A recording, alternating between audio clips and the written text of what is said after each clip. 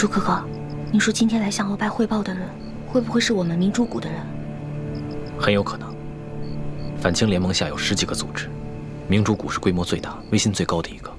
更何况，通辖的秘密就是从明珠谷泄露的。如果是明珠谷的人，会不会是我们认识的人？你觉得会是谁呢？谷中的兄弟，都是我们相处了10几年的亲朋好友，我不敢乱猜。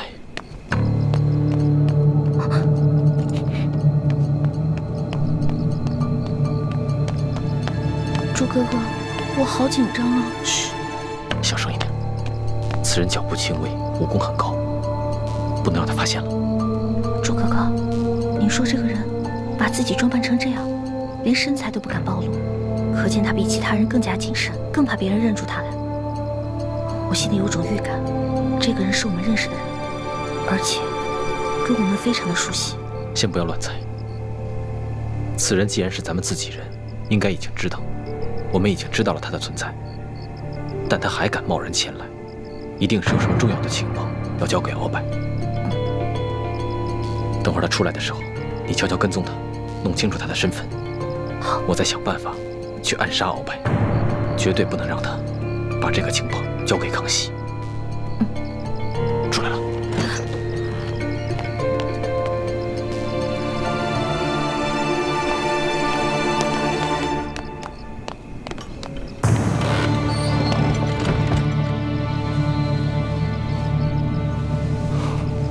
环梅，此人武功在你之上，你千万不要跟他发生正面冲突。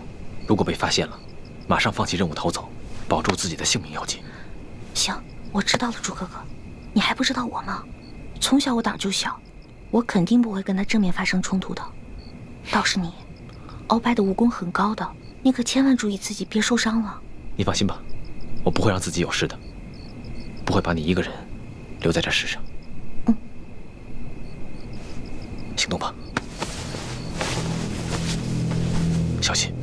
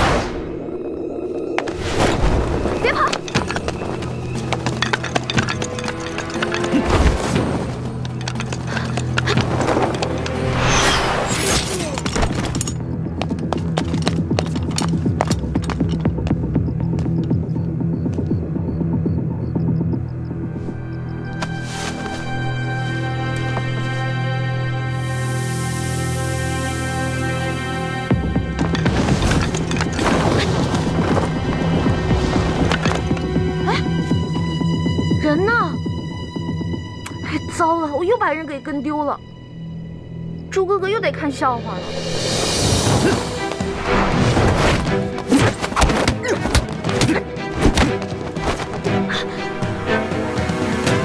你到底是谁？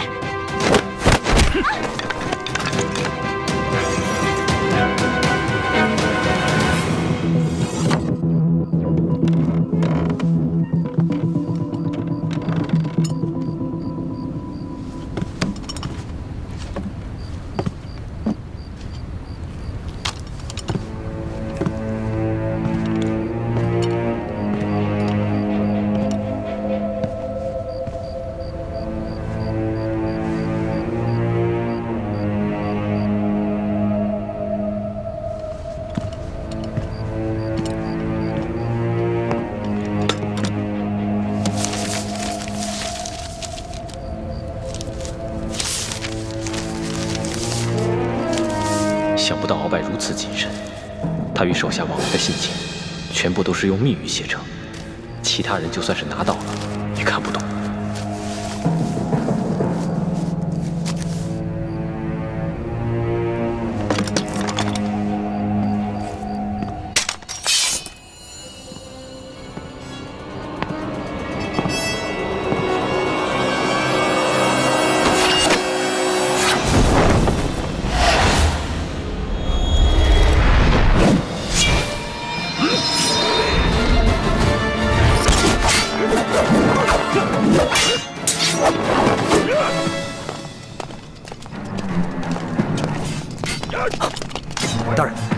内院好像有动静。哎，没听索大人吩咐吗？今夜不管发生什么动静，都不许吱声，知道吗？这边走。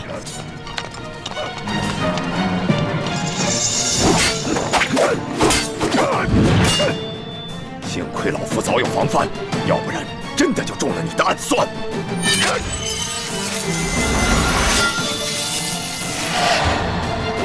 看我的李家独门飞镖！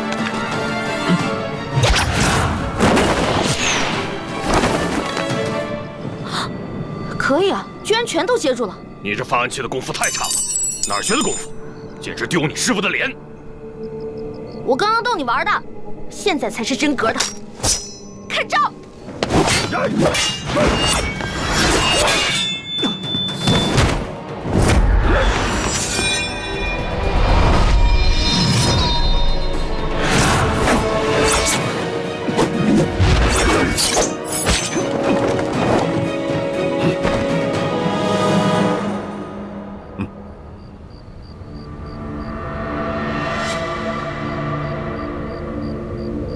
李剑清，原来是你！没想到你年纪轻轻，功夫还真是不错。鳌拜，你号称大清第一高手，却不知我中原武林高手如云，武功在你之上者多如牛毛。今夜，康熙派我来杀你，束手就擒吧。李剑清，你就不必再费心挑拨老夫和皇上的君臣关系了。你今晚来行刺老夫，不可能是出自康熙之意。你就那么相信康熙不会出尔反尔？他有多恨你，你应该比我清楚。康熙小儿恨老夫入骨，一心想让老夫死，但是以康熙的城府，他更加清楚，眼下还不是杀老夫的时机。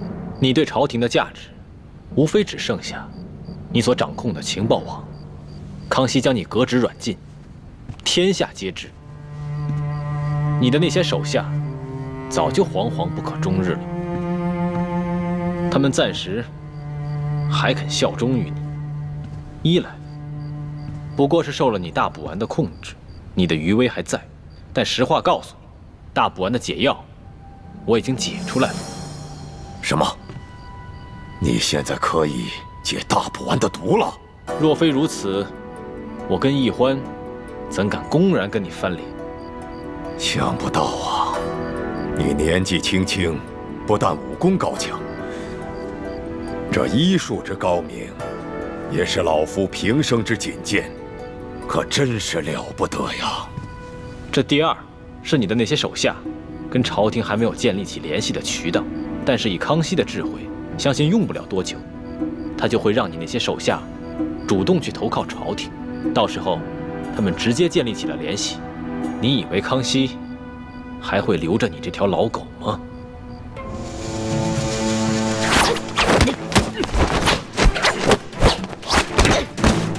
抓不住我的，快回去吧！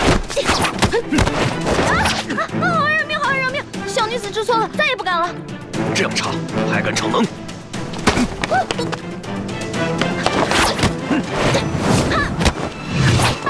好害！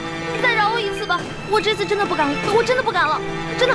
眼下局势混乱，处处都是陷阱杀机，你个小丫头，还是少掺和的好。快回去吧！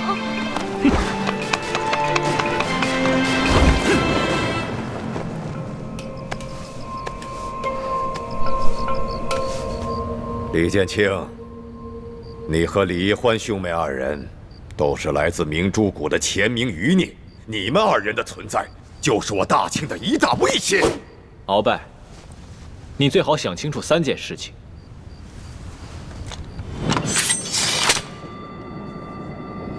第一，眼下我们兄妹直接威胁的是康熙，不是你鳌拜。第二，康熙信任的是我们兄妹，不是你鳌拜。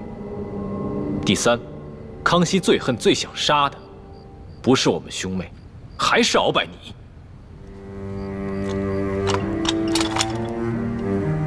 你今晚见的那个穿黑色斗篷的人，就是你安插在明珠谷的奸细吧？是又如何？虽然你的功夫不错，但若想杀了老夫，恐怕没这么容易吧？若是老夫把这些机密上交给康熙，那你们兄妹二人的死期可就到了。你真要把这些机密告诉康熙，你说他是会相信你呢，还是以为你又在挟私报复？就算康熙相信了你，把我们兄妹都给杀了，若是没有了我们这些所谓的前明余孽，你觉得康熙还会留着你这眼中钉吗？小狗子，那咱们不妨就来做个交易吧。以后你就不要再算计老夫了。老夫在上报给康熙的时候，也绝不会揭穿你们兄妹二人，如何呀？好，我答应你。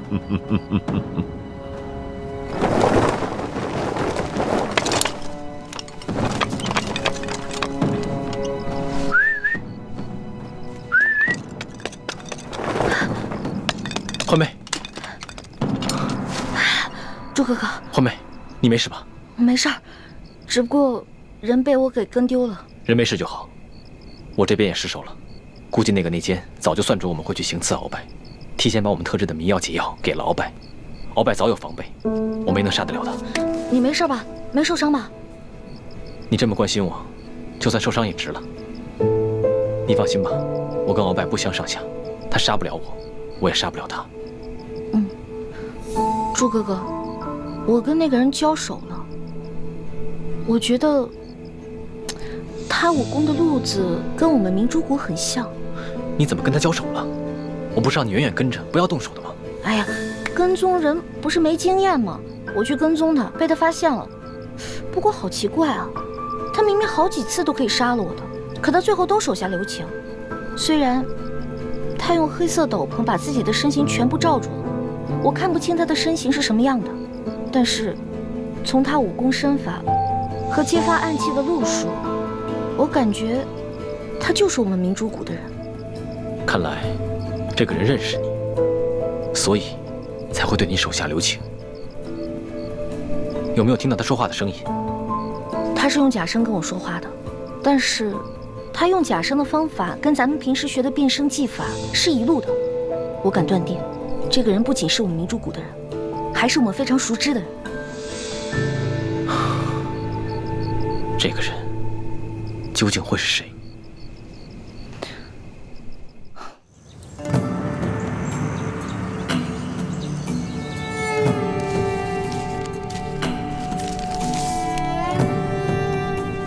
这就是鳌拜的手下传来的密信。是，这密信上的内容啊，全部都是用暗语写成，孙儿无法认得。虽然鳌拜也上了折子，解说了密信里的内容，但是孙儿也不知道他所说的话是否属实，不知道是不是从中做了什么手脚。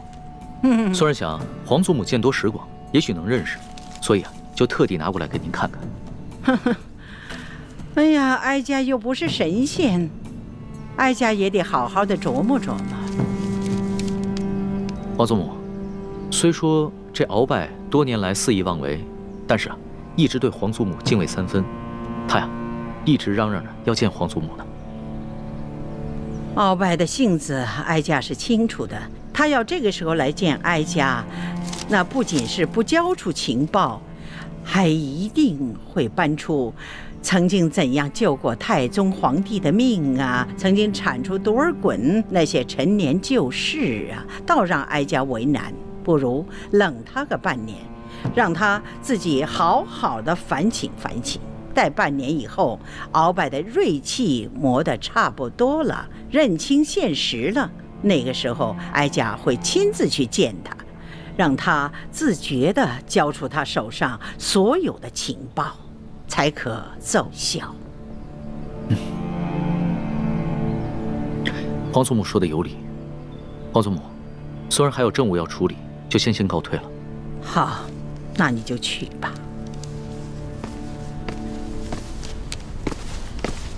这李氏兄妹可有什么异常？回太皇太后，这李氏兄妹一直尽忠职守，没有什么异常。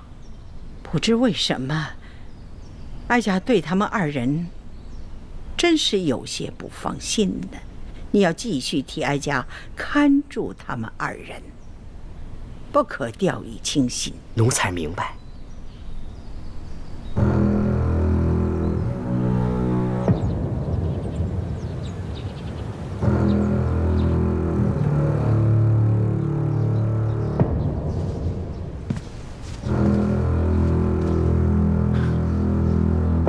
这是什么人这么大胆子，竟敢行刺中堂大人？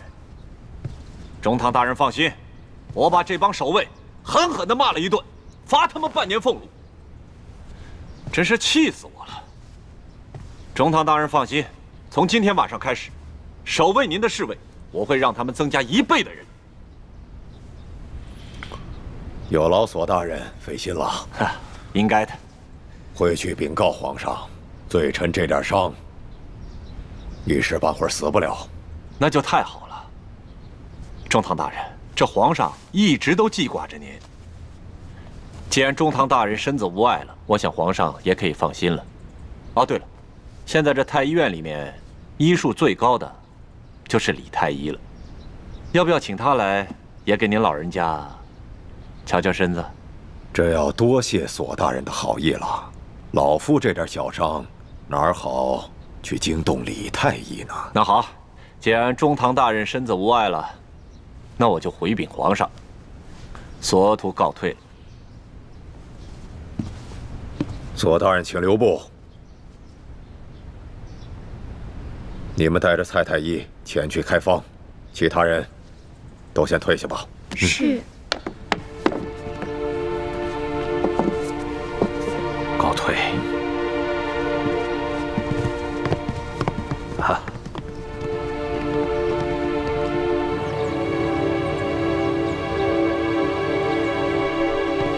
既然这个奸细是明珠谷的人，那他昨晚一定向鳌拜泄露了很多机密，包括咱们的身份。幸亏我跟鳌拜暂时达成了协议。他今天上交给康熙的情报当中，除了吴三桂和耿精忠等3藩王的信息，还有朝中一些大臣们的信息，没有我们反清联盟的。哎，那吴三桂那边有什么动静啊？不知道。鳌拜这个老狐狸，他和手下密探们的往来信件，全部都用暗语写成，我根本就看不明白。他呈给康熙的密折，也是通过索额图的手传递过去的，我也没有办法看到。哎呀，到手的铜匣不翼而飞了。李公公的嫌疑已经排除掉了，那还能有谁把这个铜匣给调换了呢？朱哥哥，我一想到我们身边危机四伏，我就觉得瘆得慌。你别担心，有我在，不会让你有事的。如果真出了什么意外的话，我就算拼了性命，也会保护你的周全。朱哥哥，我不要一个人安全，我要大家都安全。我现在有点后悔了，早知道在明珠谷的时候，我天天跟你们好好用功了，也不至于现在拖你们的后腿。现在知道后悔了吧？不过，这也算是不错的进步了。等完成了剩下的任务，我就陪你回明珠谷，陪你好好的把之前欠下的功课都给重新补上。等你各方面技艺都练到家了，我再陪你来江湖闯荡。哎呀，我只是那么一说而已。你现在让我回去勤学苦练，我觉得我也做不到。嘿。现在这屋里只剩下你我2人了，你告诉老夫实话，昨天夜里李太医来行刺老夫，你是不是事先就知道？要不然老夫这屋里传出这么大的动静，外面巡逻的卫队为何会一个都听不见呢？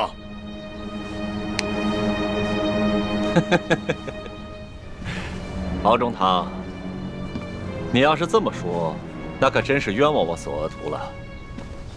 昨天李太医告诉我说，他只是要进你房间来偷取你的密信。至于为什么你们能动起手来，这就完全没有想到。而且，你是咱们大清第一勇士，你怎么能够让他给刺伤了呢？真是没想到。你别在老夫面前装傻。你阿玛索尼虽然生前是我鳌拜的大敌，但若他今天还活着，就眼下这个局势，他定会暂时放弃前嫌，与老夫联手，共同对外。而你今天却不顾大局，帮着一个来历不明的人来算计老夫。如果你阿玛在天有灵，定不会答应。哼！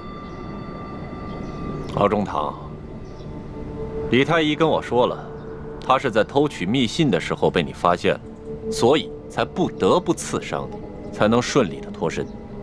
你我都是明白人，这李太医敢来盗取你的密信，那他一定是在奉命行事。如果我要再继续追问他，那岂不是惹祸上身了吗？你糊涂啊！你可知昨夜老夫已经见到了安插在反清联盟的密探？这个密探亲口告诉老夫，这个李太医和李欢他们兄妹二人就是反清联盟的人。尤其是这个李建清，他的身份更为特殊，他其实就是……哎呀，我不想听，不想听，我不想听你说这些。敖中堂，如果你认为你说的是事实，而且还有真凭实据，那你尽可以写一封给皇上的密折。如果你觉得不方便见皇上，你交给我，我替你转呈给皇上。索额图啊，索额图！你休要在老夫面前装聋作哑，行吗？你明明知道皇上对老夫积怨颇深，现在老夫重罪在身，又因那李氏兄妹二人协助皇上擒住了老夫，正受皇上恩宠。现在老夫除了那密探所言，并无证据在手。若此时我去举报那兄妹二人，皇上他怎可会相信老夫所言？他只会认为老夫已经串通了密探，是在栽赃陷害对手，是在打击报复。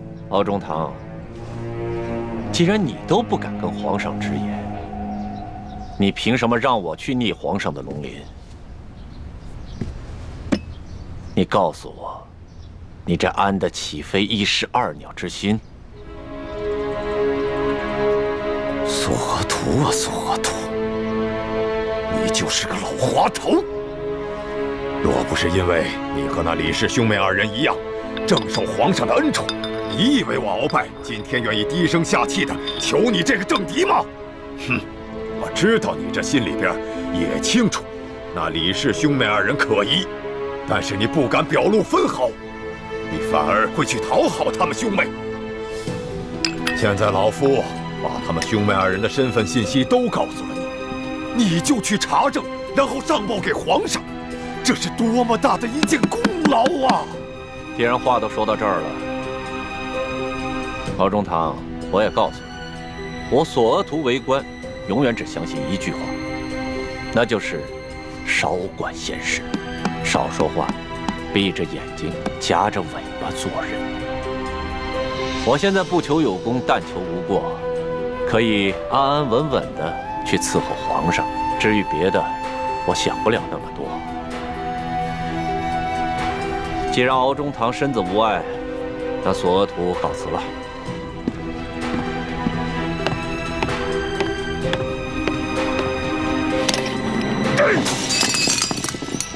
我大清的江山，早晚会毁在这些小人的手上。大师兄，昨晚你是假意和鳌拜达成了协议，可这鳌拜会不会也是在假意应承你，其实是在另寻时机，另做打算呢？太子，看来我们要尽快改变策略了，不能再留着鳌拜牵制康熙，也不能慢慢从鳌拜身上查找奸细是谁。我们必须要尽快除掉鳌拜，否则一旦他想明白了，选择了尽释前嫌，真心效忠康熙，那我们甚至整个联盟都会很危险。我明白，鳌拜必须死，而且越早下手越好。可我的功力和鳌拜不相上下，贸然行动的话，我没有十足的把握。这样吧，今天晚上我悄悄溜出宫去，我们两个联手，务必除掉鳌拜。好。三叔，本宫倒觉得这鳌拜不像是在挑拨离间，说不定这李氏兄妹真的是反清复明的乱党，你还是该帮着他，在皇上面前揭发李氏兄妹。皇后此言差矣。那鳌拜现在死里逃生，有站稳的脚跟。如果再让他立下大功，那岂不是又成为我们最大的威胁了吗？更何况，他现在手里并无真凭实据，只有密探的密报。如果他是使诈的，想利用我们去报复李氏兄妹，而现在皇上对那李宜欢又兴趣正浓之时，那我们岂不是中了他一石二鸟之计吗？三叔说的有道理，就怕那李氏兄妹真的是乱党，那该如何是好啊？眼下，鳌拜才是我们的心腹大患，而李氏兄妹只是肘腋之计，为今之计，莫不如先联手李氏兄妹，彻底斗垮鳌拜。这样，我们赫舍李氏在朝中便再无对手了。至于那李氏兄妹，等将来皇上对李宜欢的兴趣淡，我们再除掉他兄妹也不迟啊。在处理这些事情上，三叔比本宫有见识，一切就听三叔的安排。只是你也要千万留心这李氏兄妹，别让他们真生出什么事来。是，皇后请放心，我一定会紧紧地盯住李氏兄妹的。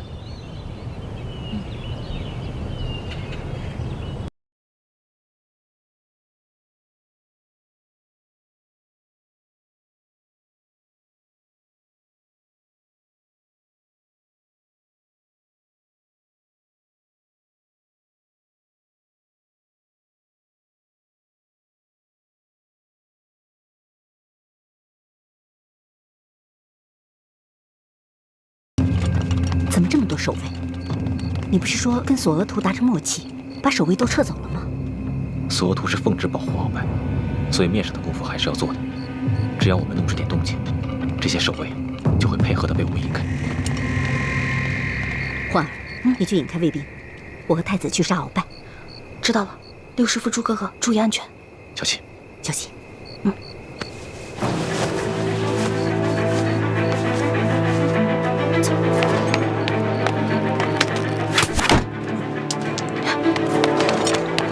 你们几个在这儿，你们跟我追！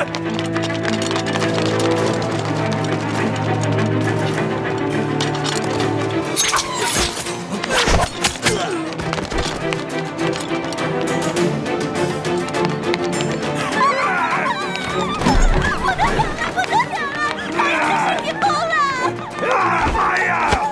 大胆妖才，给我滚开！老爷，是我呀，老爷！哪里跑！大胆妖才！大胆妖才，滚！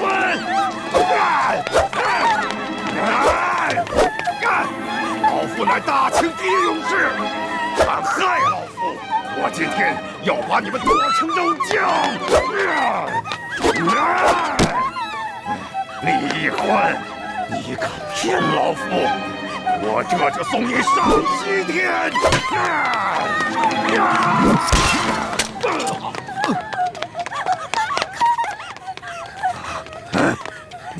你是谁？啊，康熙小儿啊！我就知道你要来暗算老夫。好啊，你忘了老夫救了你的爷爷吗？啊！我还替你们爱新觉罗家族打下了江山。好，砍刀！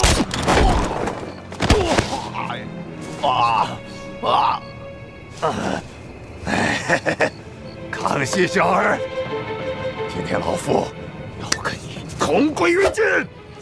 我杀！刘师傅，杀！看来鳌拜真的疯了。杀！情况不妙，撤！杀！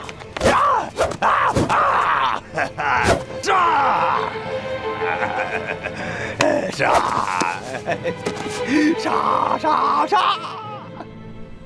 什么？鳌拜疯了？回太皇太后的话，昨天夜里鳌拜突然发了失心疯，杀了几个护卫和他的侍卫，还差一点杀了自己的姬妾。哼，这个鳌拜，疯的还真是时候。走，带着你瞧瞧去。孙人告退。奴才告退。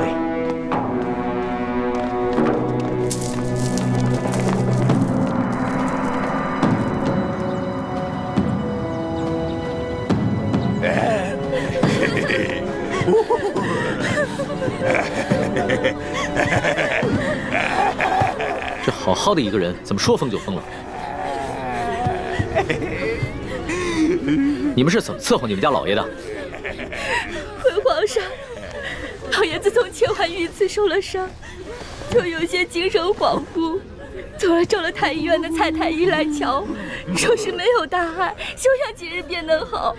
可谁成想，昨日睡到半夜，老爷突然嚷着说心里燥热，在屋里大喊大叫，最后就是心疯了。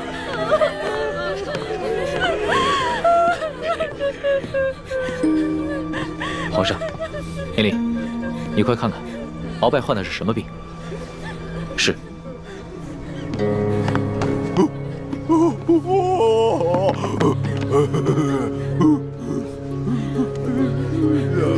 中堂大人，把手给我。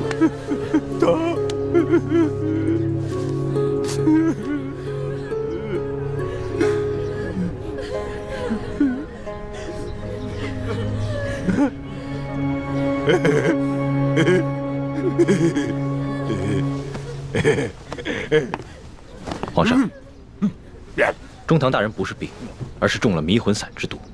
迷魂散？搜图，奴才在。这是怎么回事？皇上，这鳌拜的日常起居和饮食，都是由他们鳌拜府的人自行照料的。奴才严格按照皇上的吩咐，从来都不插手。所以这鳌拜什么时候中了迷魂散，这奴才完全不知道。李太医，这鳌拜的迷魂散之毒有解吗？恕臣无能，解不了此毒。哎，皇上，小心啊！万一有诈啊！无妨。中堂大人不仅心神俱失，还元气大伤，已无伤人之力。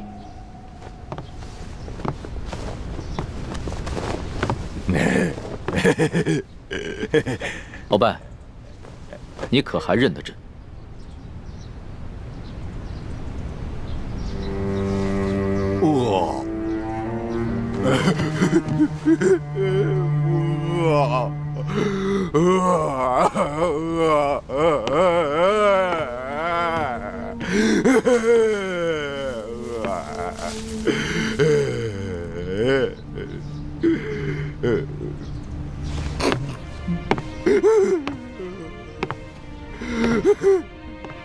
鳌拜，这是朕赏你的点心，吃吧。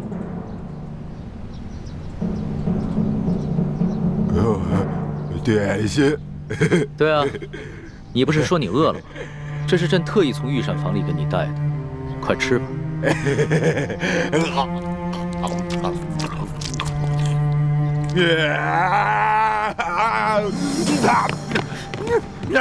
大胆！那不好吃，不好吃！我要吃好吃的点心，你去拿吧。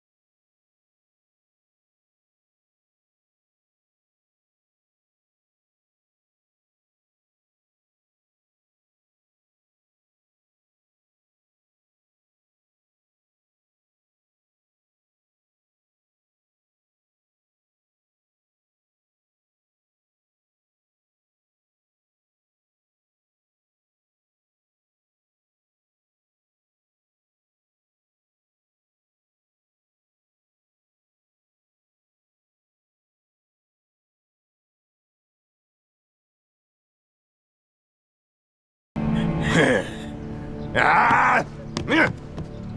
你这道城门本王一定要钻过去！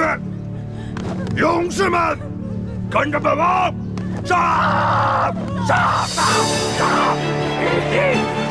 杀！杀！杀！杀！我们胜利啦！我们占领城门啦！皇上，看来中堂大人真的疯了。鳌拜曾经权倾天下，连朕都要忌惮3分。纵然被朕打入了天牢，他也是桀骜不驯。如今连这胯下之辱都能忍，看来他是真的疯了。索图，奴才在。把鳌拜的家眷全部都送到刑部，一个一个审，必须给朕查出这下毒之人。这。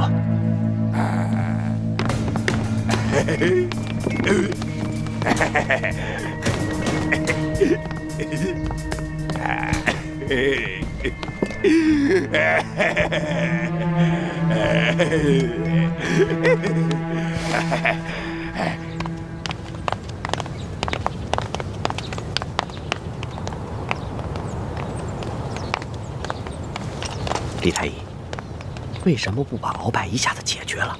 这样不比把他毒疯了好，一了百了。不是我2次想要去暗杀他，都没能得手。不是你，那还能是谁？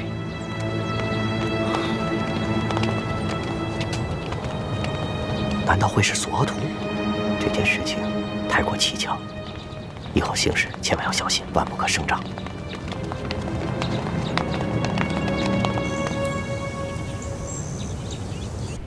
你们就先退下吧。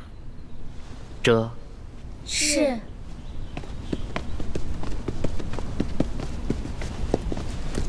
鳌拜居然中了迷魂散之毒，可查出是谁下的毒？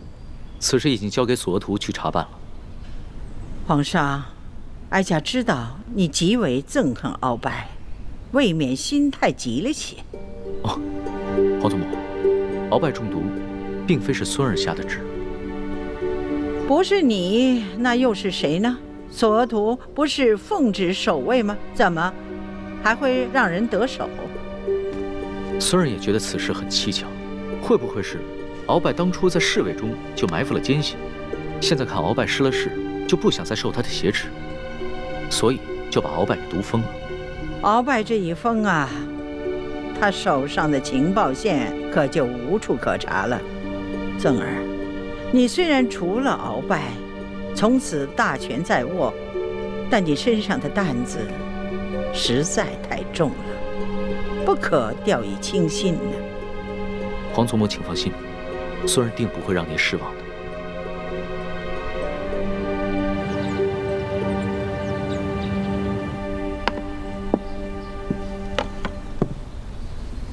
鳌拜已疯，所以咱们和联盟暂时都已经安全了。所以，我们没有必要继续追杀鳌拜，否则反而会引起别人的注意，让康熙怀疑。六师傅说的是，只是鳌拜已疯，我们查找内奸的线索又断了。究竟会是谁下的毒呢？鳌拜被一大堆家眷仆从环绕着，外头又有重兵把守，这个人居然还能有下毒的机会？刑部已经调查好几天了，都没有调查出来鳌拜是怎么中的毒。难道真如李公公所言，是索额图下的毒？因为除了他也没有别人了。如果真的是索额图下的毒，那刑部再怎么查也是不会有结果的。可是索额图为什么要毒疯鳌拜呢？你别忘了，索额图是索尼的儿子，当年索尼和鳌拜同为顾命大臣，二人争权夺利10几年，仇怨极深。但索额图是一个官场老滑头，谨小慎微。他虽然很想除掉鳌拜，但他毕竟身负坚守鳌拜的职责，应该不会为了一己私利而擅自毒害鳌拜。索额图会不会是奉旨下毒呢？龙小弟啊，可是龙小弟为什么会选择这个时候毒疯鳌拜呢？我也不清楚。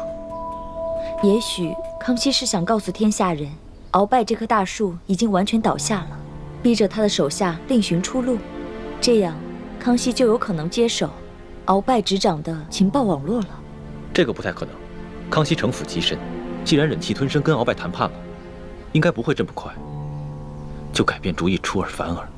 在这些大事上，还是大师兄分析的透彻。你们说毒封鳌拜的人，会不会跟调包铜匣的人是一个人？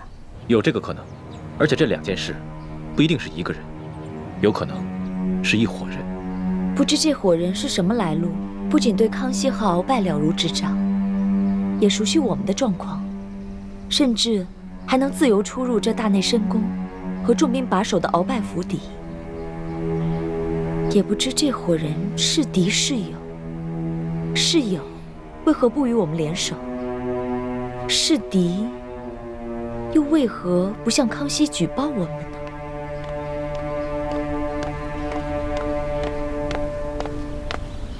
李公公来了。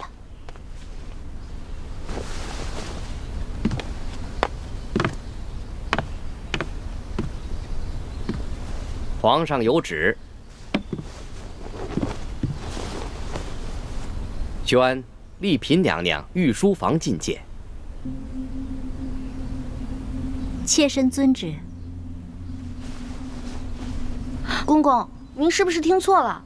皇上从未在白天宣丽嫔去过御书房，只会让我去御书房笔墨伺候的。诗书姑娘，您说笑了。老奴虽然上了几岁年纪，可这耳朵还不背。皇上确实是宣丽嫔娘娘觐见。臣妾参见皇上，给皇上请安。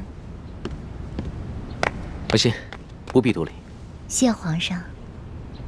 皇上是批阅奏章乏了，宣臣妾过来对议几句吗？皇上怎么了？文心，朕宣你前来，是有一件事不得不告诉你。你爹他，我爹怎么了？兵部急报，山西总兵舒建在护送平西王次子吴应奇一行进京途中遭遇劫匪，永历的部分遗物被劫。疏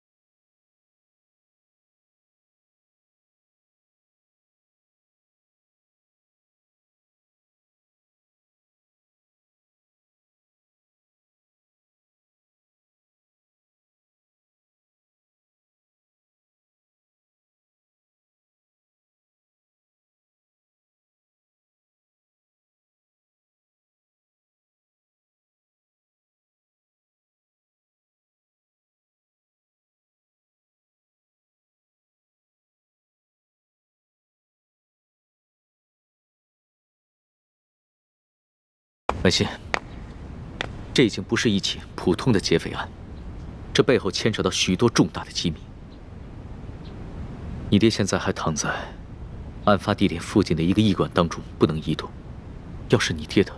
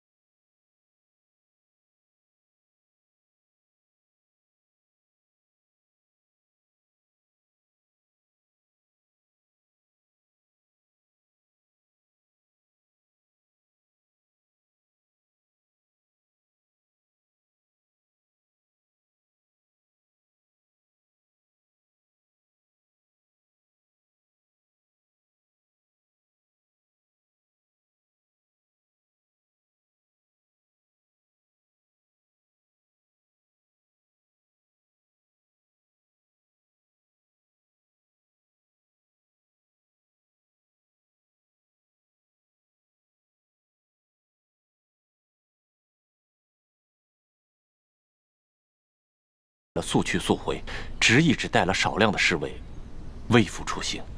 可这路上万一出了什么意外，这么重大的责任，奴才可担当不起啊！皇上呢，他是认为，不可能在深宫中能体察民情啊，更不能够去治理天下呀。故此呢，他这次到山西微服私访，处置2桩大事，顺便呢再体察体察民情，哀家也赞同。好在此时鳌拜已经疯了，朝中的重臣们对皇上已经归心了，又有哀家坐镇，皇上呢悄悄出京几日，谅他也不至于闹出什么大乱子来。可是啊，就怕万一走漏风声，有居心叵测、胆大妄为之徒埋伏在出巡的路上，借机行刺皇上，你那可就放心吧，哀家会下一道懿旨，就说皇上啊要陪哀家闭关1个月，诵经礼佛，为我大清祈福。知道皇上出宫离京的也就只有你我这几个人而已，你呢多挑几个得力之人，务必在暗中保护好皇上。若是出了差错，哀家就为你试问。这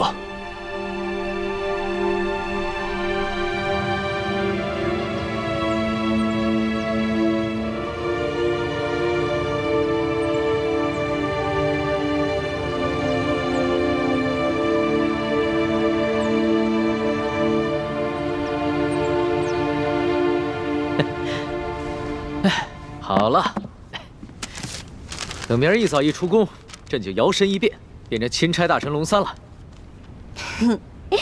我看到皇上给自己下了道圣旨，封自己是钦差大臣，我突然想到了一个人。想起谁了？我不能说。少装可怜，没有外人在的时候，你的嘴上从来都是不把门的。那我说了啊，我想到了前朝著名的正德皇帝。他当时封自己为威武大将军，后来不停地给自己加封，直到最后自己篡了自己的位。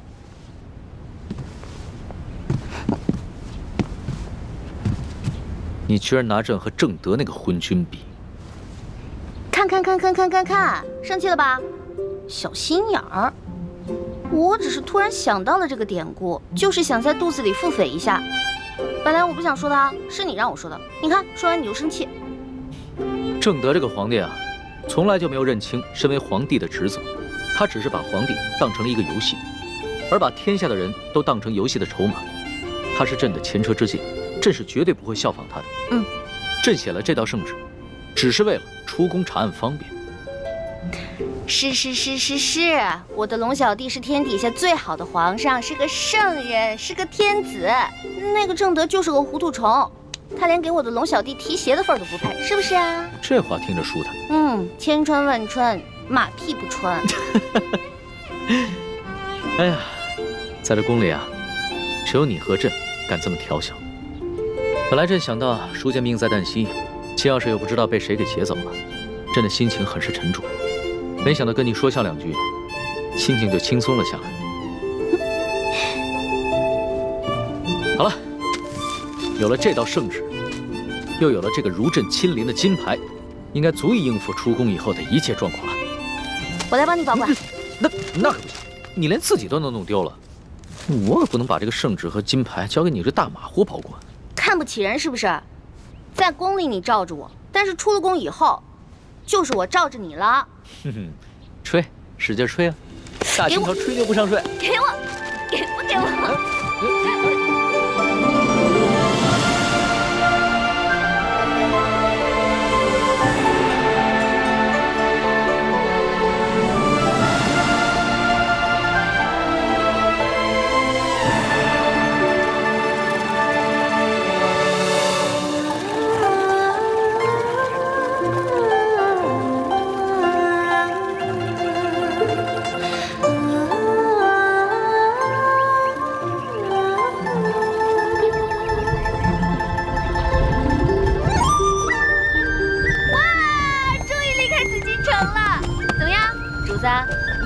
离开京城吧？外面的大千世界是不是感觉特别的新鲜啊？那当然了，紫禁城不过就是一个人工雕琢的弹丸之地，哪儿比得上这自然风光、秀丽景色呀？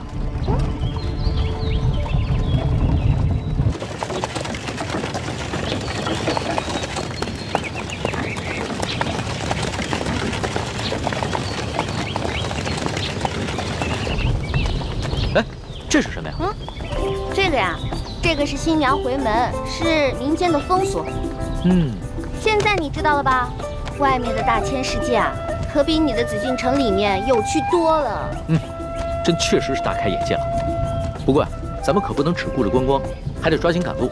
这输送兵的伤势极重，随时有可能不治，朕得赶着见他最后一面。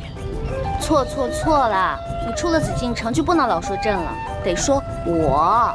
啊，对，朕，说习惯了，一时改不过来。那你当时冒充龙三侍卫骗我的时候，怎么谎话变得那么溜啊？也没见你说漏过啊。其实我当时也说漏嘴过，只不过呢，被我自己圆回来了，没发现而已。某些人啊，自诩聪明，其实笨得要死。反正这笔账我一直会记着的。好啊，那老大永远记着，小弟我也永远记着。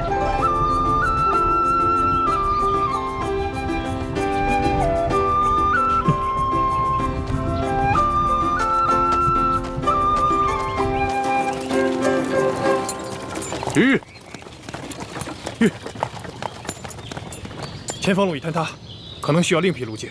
原来是这样啊！那好，你们2个人分头探查。这。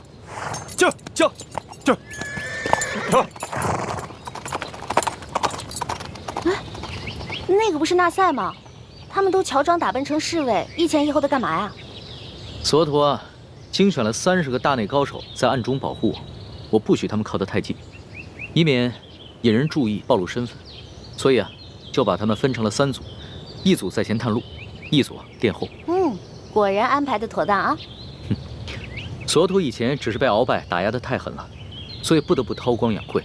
其实啊，他还是挺有能力，对朕很忠心的。主子，前行30里非常安全，并无异常。只是前方有一座石桥，数月前被山洪给冲塌了，所以现在我们要绕行100里外的另一座石桥。绕行100里？是啊。既然这石桥是数月前就坍塌了，为何一直没有修复？这个，看这地界，应该还没有出顺天府的管辖区吧？这顺天府印是干什么吃的？可能他们现在缺乏经费吧？缺乏经费？前阵子就有不少大臣上折子弹劾，说这个顺天府尹甘国泰上个月借着给他老娘过70大寿，光是纯金打造的观音大士像就收了10几尊。现在轮到为百姓铺路修桥，他就没钱了。他少修一座桥不打紧，可所有的行人就必须绕行100里，百姓们的不便，在他眼里就这么微不足道吗？是啊，主子。主子息怒。主子啊，别生气了。这出宫一路上啊，肯定会碰到很多宫里见不到的奇奇怪怪的事情。你要是每件都生气，得生气到什么时候去啊？不如这样吧，你看啊，我把这条路上的每一件事都记录在册，等回京以后慢慢的处置，怎么样？是吧，索大人？是啊，世淑姑娘说的是啊，主子。也只能如此了。事有缓急，待我先见过书剑以后，回京了之后再行处置吧。出发。这，主子，来，我们走。撤。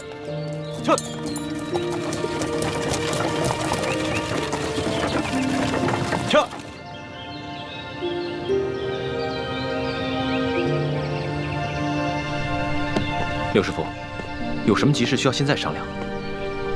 索图跟李公公服侍康熙小姐去了，很快就回来，我们要抓紧时间了。太子，机会难得，你看我们要不要在半路上把康熙？不行。为什么不行？欢，你别忘了你的身份，我们和康熙是势不两立、不共戴天的仇敌。我知道啊，但是你别忘了，索额图现在还带着30个大内高手呢。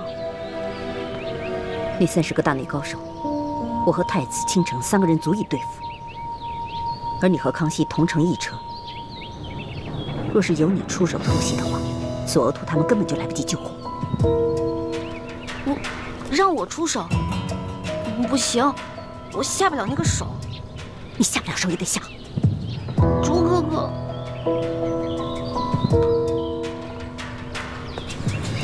六师傅，康熙暂时还杀不得。为什么？你不是说康熙聪慧博学又很勤政，是我之大敌吗？是。但我们要推翻的是大清朝廷，而不是康熙一人。就算我们把康熙杀了，这清廷也会又换一个爱新觉罗氏的子孙来做皇帝。这天下还是大清的天下，对于我们光复大明的大业，并无实质性的帮助。而且，那样的话，我们的身份就会暴露。此前大家冒着生命危险才打开的局面，就前功尽弃了。但如果我们帮助康熙完成此次微服出巡，我们就可以进一步取得他的信任。到那个时候，我们就有机会在戒备森严的紫禁城里找到铜匣，也就有机会挑起康熙和吴三桂的进一步内斗，让他们两败俱伤。这才是光复我大明的上策。是啊，六师傅，我刚才说的就是这个意思。但是朱哥哥比我说的明白吗？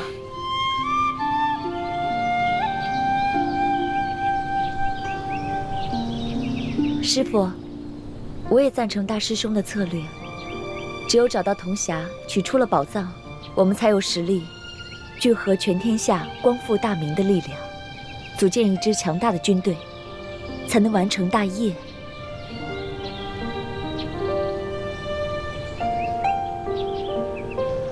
六师傅，你别怪薛姐姐嘛。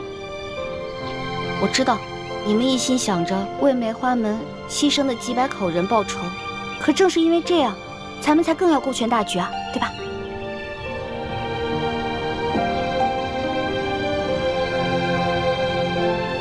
师傅，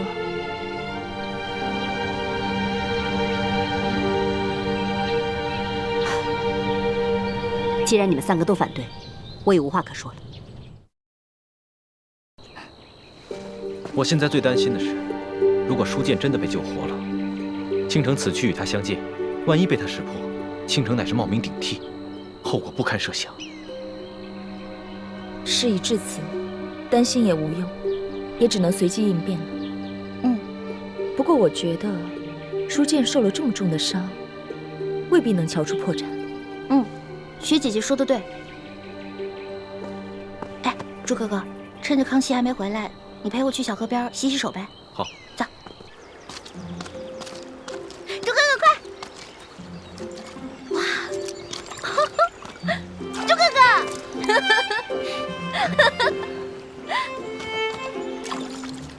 啊，朱哥哥，你可真厉害，说服了六师傅，让他不再刺杀龙小弟。我不愿意杀他，是权衡局势，从大局着想。但你呢？你不愿意杀他，只怕无关大局，是出于私心吧？哪儿来的什么私心啊？不是私心，那就是私情了。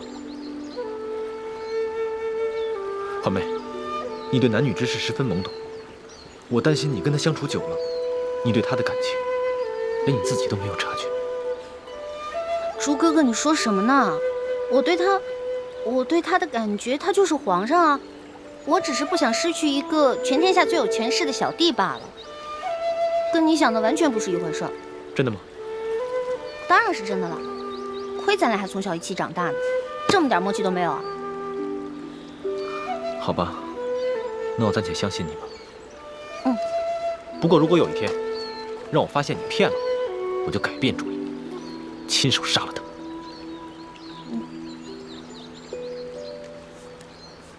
朱哥哥，你现在这样的眼神好恐怖啊！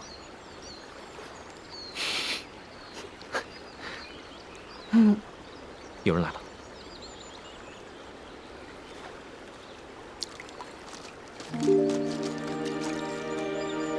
老大，你洗个手怎么洗这么久啊？龙小弟，你过来啊，这儿的水可凉了。别光顾着玩了，书剑伤得那么重，恐怕撑不了几天了。咱们还是赶紧赶路吧。知道啦。周子，咱们走吧。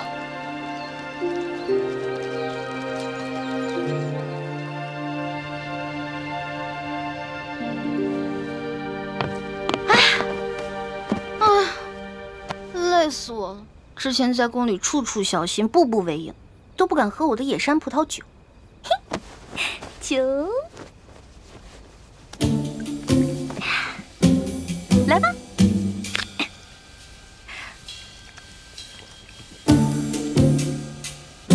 哇，好爽！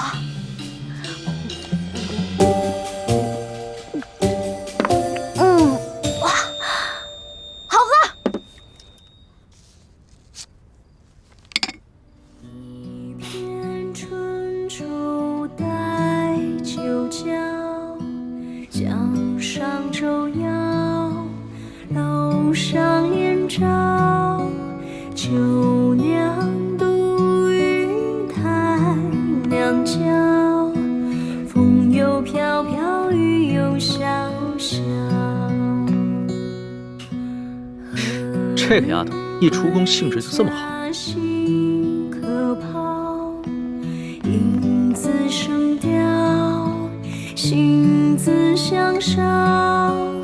欢妹，欢妹。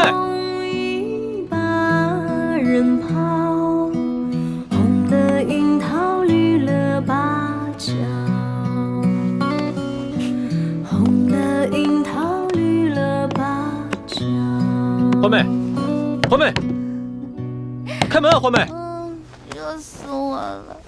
哇，好热呀！欢妹，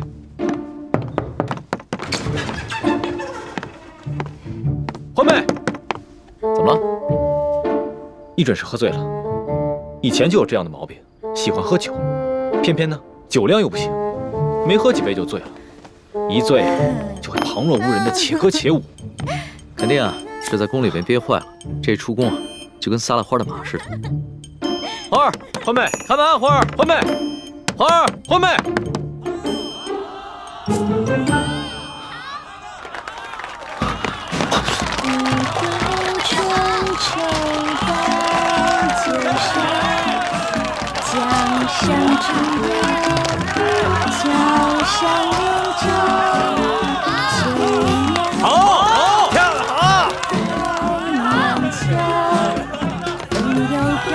姑娘，你下来唱，这簪子就是你的了。欢妹，快下来！简直是不成体统。花儿，别唱了，快进去。可是我还想唱歌呢。我唱歌好听吗？好听。再来一个。我手上这对坠子就当个天头，如果你能让我兄弟高兴的话，它就是你的了。好，继续唱给你们。好。哎，对了，如果这个耳坠您不喜欢，簪子也不喜欢，这儿还有金镯子哟。下来，姑娘，下来，这个就给你。快把梯子搬过来，快！哎，下来呀！别唱了，快进去，进去。都喜欢听我唱歌，对吧？对。再来一个。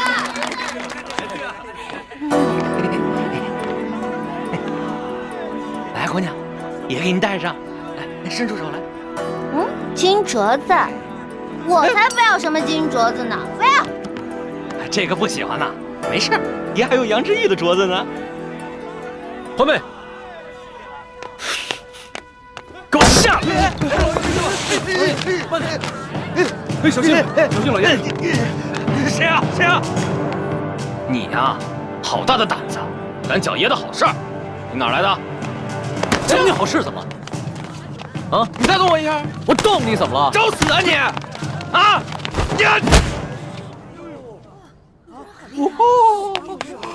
主子，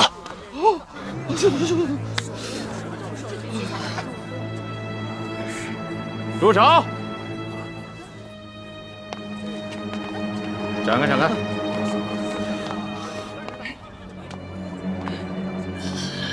怎么回事啊，老杨？这还是个高手呢。吃瘪了吧？啊，咱们是来办正事儿的，没必要节外生枝，争风吃醋。你看，走吧。啊，此言差矣，兄弟。现在不是争风吃醋的事儿了，是我面子的事儿。我要让他们知道这是谁的地盘，谁才是王法，爷就是王法。